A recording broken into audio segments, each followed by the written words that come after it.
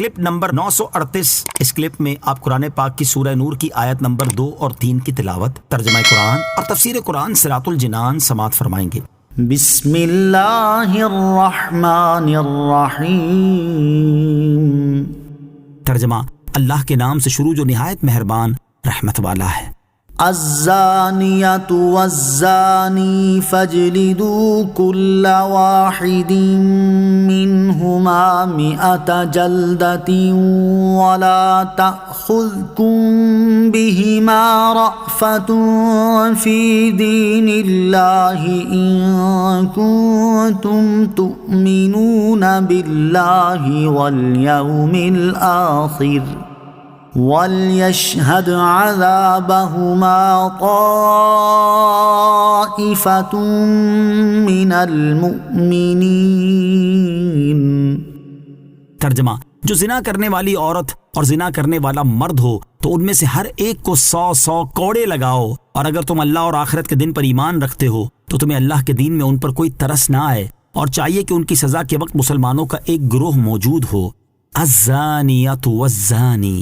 جو زنا کرنے والی عورت اور زنا کرنے والا مرد ہو۔ اس آیت سے اللہ تعالیٰ نے حدود اور احکام کا بیان شروع فرمایا۔ سب سے پہلے زنا کی حد بیان فرمائی اور حکام سے خطاب فرمایا کہ جس مرد یا عورت سے زنا سرزد ہو تو اس کی حد یہ ہے کہ اسے 100 کوڑے لگاؤ۔ غیر محسن زانی کی سزا، یاد رہے کہ حد ایک قسم کی سزا ہے جس کی مقدار شریعت کی جانب سے مقرر ہے کہ اس میں کمی بیشی نہیں ہو سکتی، اور اس سے مقصود لوگوں کو اس کام سے باز رکھنا ہے جس کی یہ سزا ہے۔ اور اس آیت میں بیان کی گئی زنا کی حد آزاد غیر محسن کی ہے، کیونکہ آزاد محسن کا حکم یہ ہے کہ اسے رجم کیا جائے، جیسا کہ حدیث شریف میں وارد ہے کہ حضرت ماعز رضی اللہ تعالیٰ عنہ کو نبی کریم علیہ الصلوۃ والسلام کے حکم سے رجم کیا گیا۔ محسن وہ آزاد مسلمان ہے جو مکلف ہو اور نکاح صحیح کے ساتھ خواہ ایک ہی مرتبہ اپنی بیوی سے صحبت کر چکا ہو، ایسے شخص سے زنا ثابت ہو تو اسے رجم کیا جائے گا۔ اور ان میں سے ایک بات بھی نہ ہو، مثلا آزاد نہ ہو یا مسلمان نہ ہو، عاقل بالغ نہ ہو، یا اس نے کبھی اپنی بیوی کے ساتھ صحبت نہ کی ہو،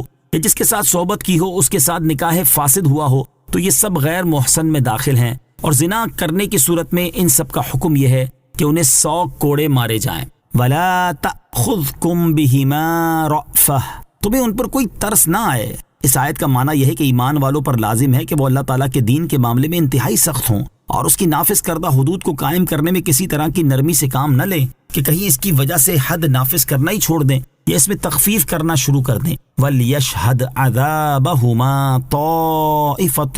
مِّنَ الْمُؤْمِنِينَ، اور چاہیے کہ ان کی سزا کے وقت مسلمانوں کا ایک گروہ موجود ہو، یعنی جب زنا کرنے والوں پر حد قائم کی جا رہی ہو تو اس وقت مسلمانوں کا ایک گروہ وہاں موجود ہو تاکہ زنا کی سزا دیکھ کر انہیں عبرت حاصل ہو اور وہ اس برے فعل سے باز رہیں۔ الزانی لا ينكح الا زانیۃ او مشرکۃ والزانیۃ لا ينكحها الا زان او مشرک وحرم ذلك على المؤمنین۔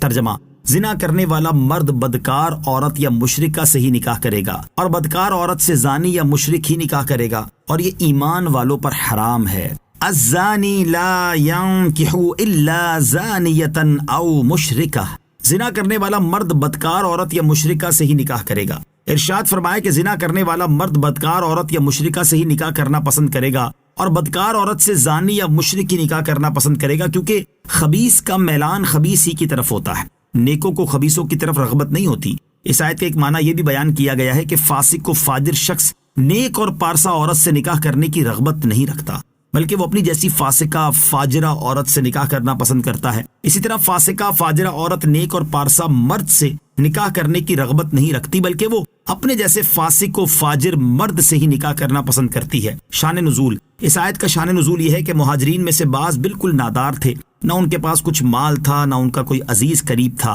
اور بدکار مشرکہ عورتیں دولت مند اور مالدار تھیں۔ یہ دیکھ کر کسی مہاجر کو خیال آیا کہ اگر ان سے نکاح کر لیا جائے تو ان کی دولت کام میں آئے گی۔ سرکار دو عالم صلی اللہ تعالیٰ علیہ وسلم سے انہوں نے اس کی اجازت چاہی تو اس پر یہ آیت کریمہ نازل ہوئی اور انہیں اس سے روک دیا گیا۔ وحرم، اور حرام ہے، یعنی بدکاروں سے نکاح کرنا ایمان والوں پر حرام ہے۔ یاد رہے کہ ابتدائے اسلام میں زانیہ عورت سے نکاح کرنا حرام تھا، بعد میں اس آیت وَأَنكِحُوا الْأَيَامَ مِنکم، ترجمہ، اور تم میں سے جو بغیر نکاح کے ہوں ان کے نکاح کر دو، سے یہ حکم منسوخ